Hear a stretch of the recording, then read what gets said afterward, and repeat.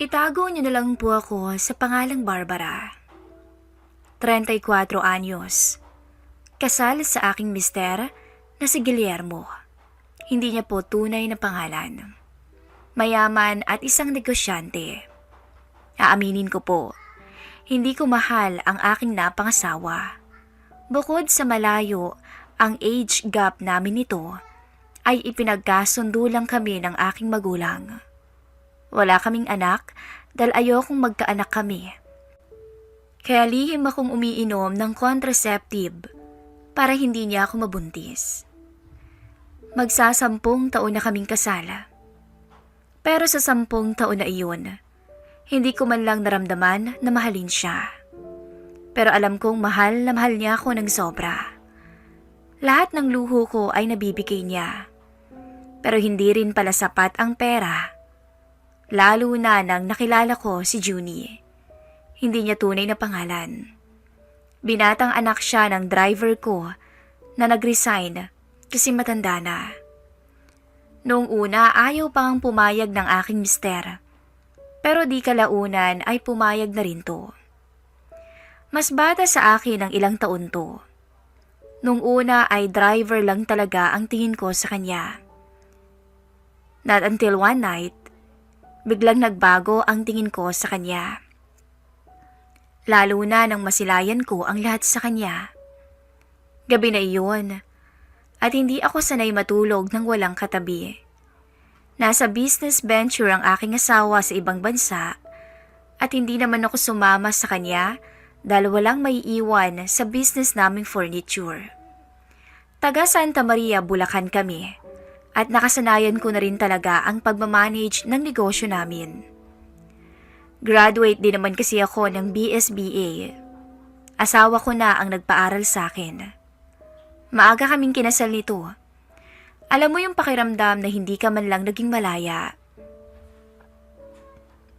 Noong kinasal kami, nagalit ako sa mga magulang ko. At sa tagal ng panahon, ay naintindihan ko na rin sila. 5 kaming magkakapatid at hirap kami sa buhay. Ako ang panganay, kaya nang makapag-asawa ko ng mayaman, lahat sila ay napag-aral ko na rin. Pero hindi talaga ako masaya sa piling ng aking asawa. At sa tagal kong naging tapat rito, ni minsan ay hindi ko rin naman naisip na lokohin siya. Hanggang sa maluklok ako sa tinatawag ng iba na bawal na relasyon. Since kami lagi ang magkasama ni Junie at nakikita ko naman ang kabaitan niyang taglay, napalapit ang loob ko sa kanya at napalagay na rin ako kapag kasama siya. At hindi ko malilimutan ang sandaling yun. Nung gabing nagtampisaw si Junie sa pool. Wala siyang kamalay-malay na naroon ako para panoorin siya. Gusto ko lang naman kasing magpahangin sana. Kaso siya ang nabungaran ko, kaya agad akong nagtago sa hindi niya makikita. Mula sa malayo, tanaw ko kung gaano siya kakisig at kaakit-akit na lalaki. Hindi ko maiwasang pangarapin siya na makasama sa kama ng mga oras na yun.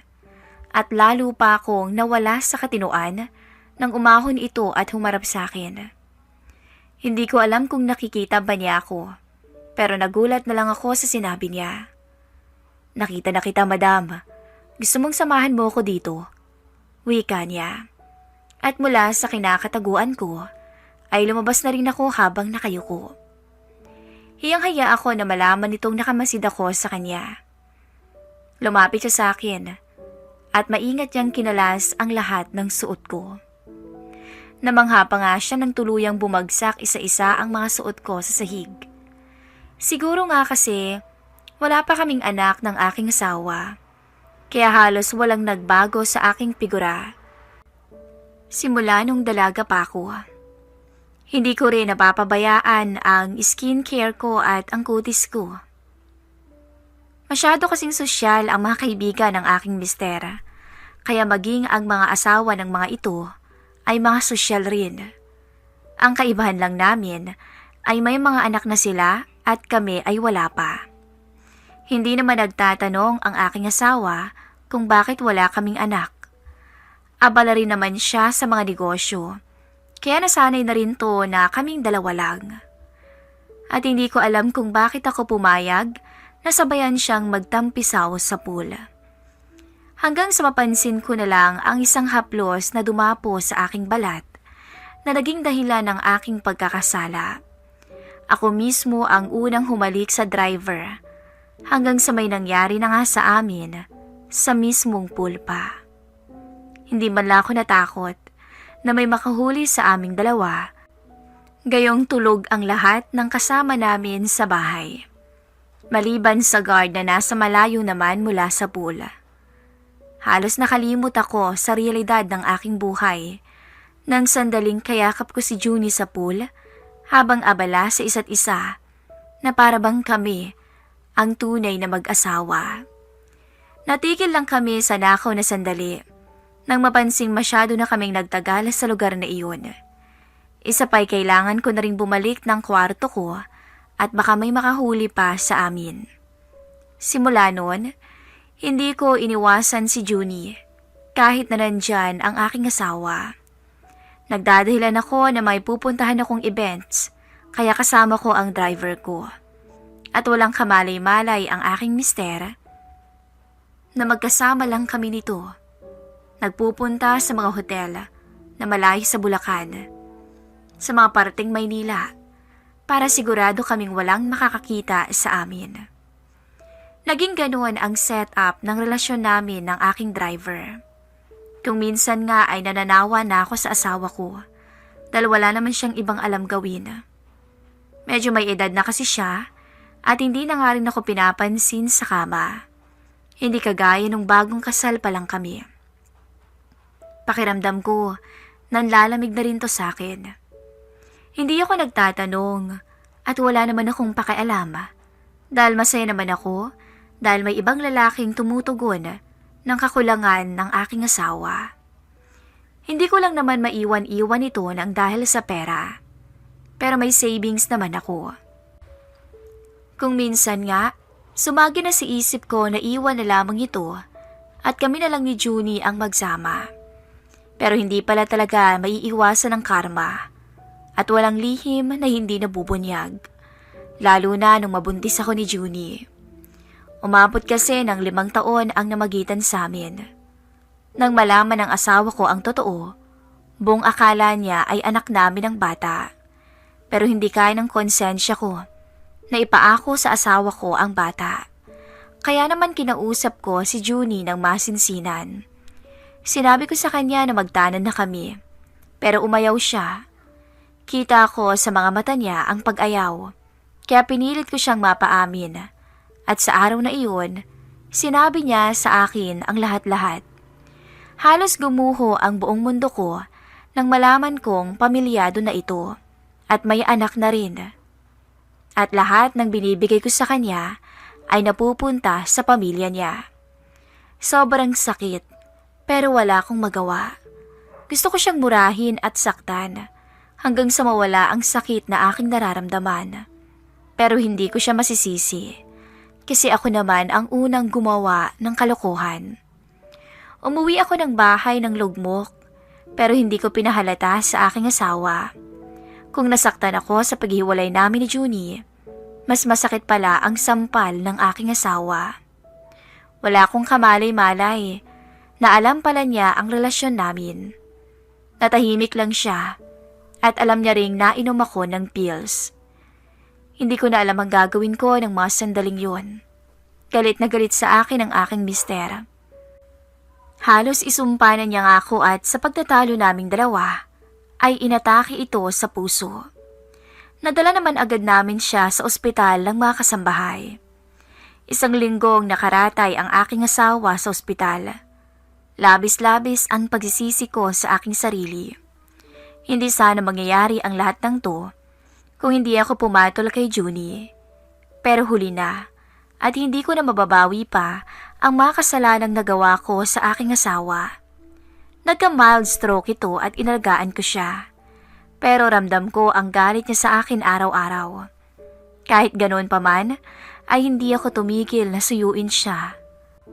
Pinaramdam ko ang pagmamahal na dating hindi ko naman nararamdaman rito. Para akong natauhan at bumalik sa dati. Nang gumaling ang aking asawa, halos hindi na niya ako magawang tabihan. Hindi naman niya pinalaglag ang aking baby, pero sinabi niyang hindi niya kayang tanggapin ang bata.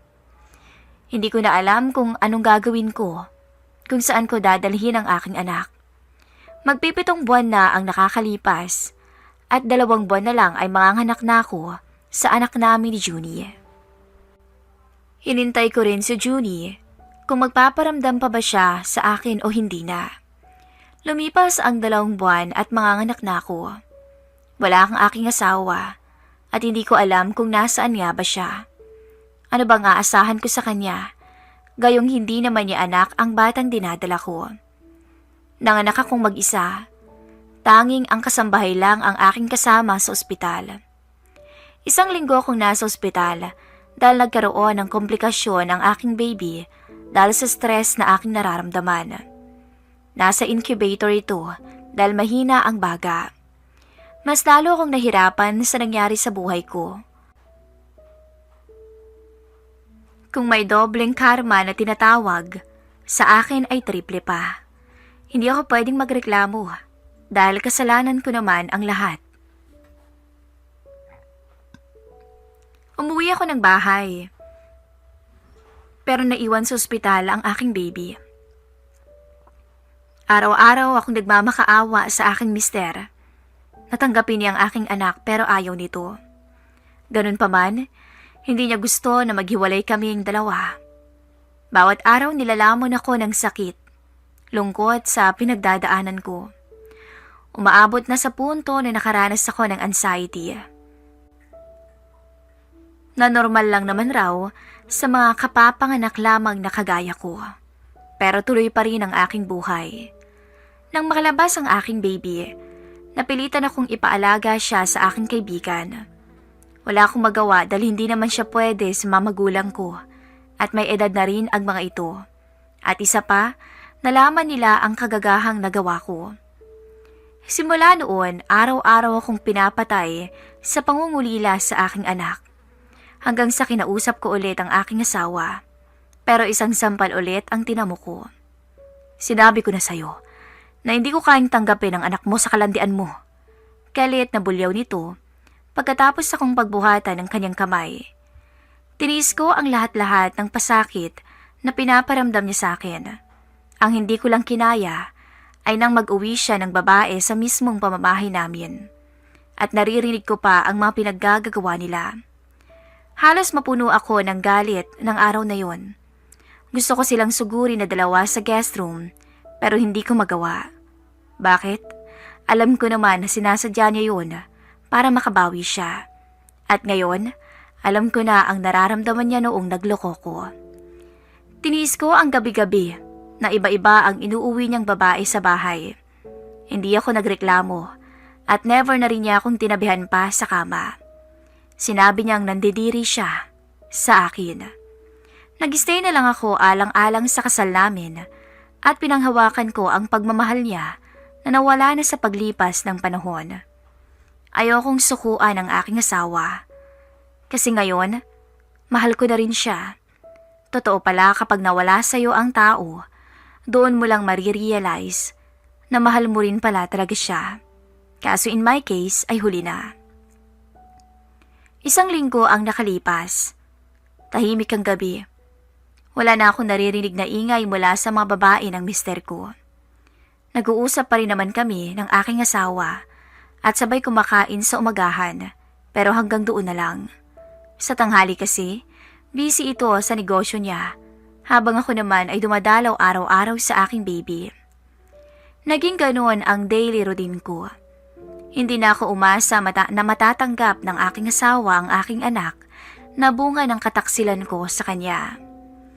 Malapit nang mag-1 taon ang aking anak na pinangalanan ko naman na Gabriela. Sinunod ko sa pangalan ng mga santo.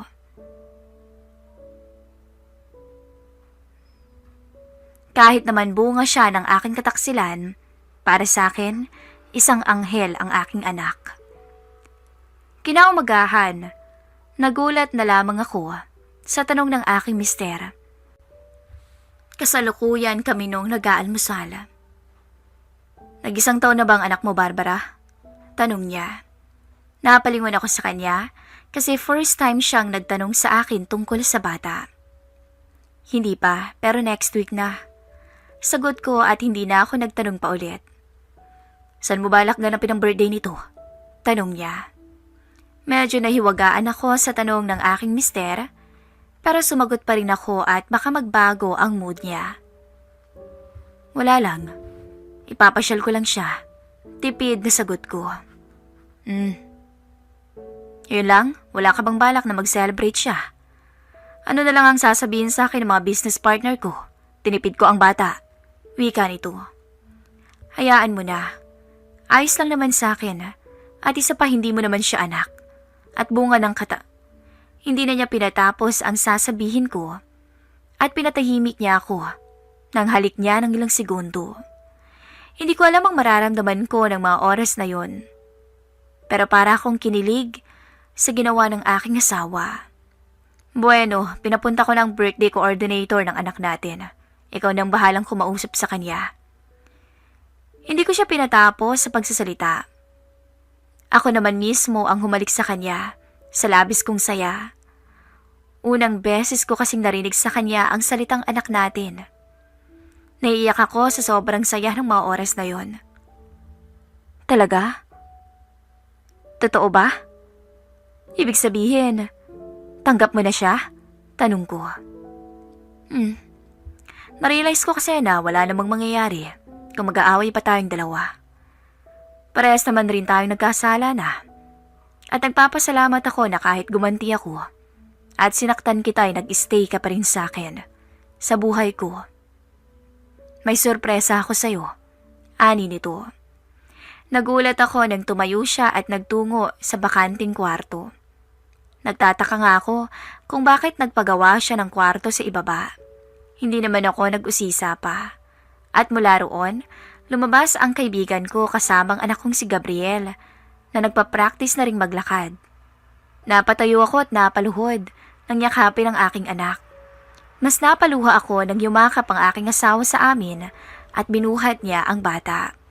At sa ama ng aking baby, nakalimutan ko na rin siya sa tagal ng panahon. Inisip ko na lang na isa lang siyang daan para magkaroon ako ng isang Gabriel sa buhay ko na magpapalakas sa akin sa bawat araw. Totoo naman yun. Kung wala siguro ang aking anak, ay baka sumuko na rin ako sa aking buhay. Dumating ang kaarawan ng bata at higit pa sa inaasahan ko ang naganap. At sa araw na yun, nakita ko kung paano buong pusong tinanggap ng aking mister ang aming anak. Pinakilala niya to sa lahat.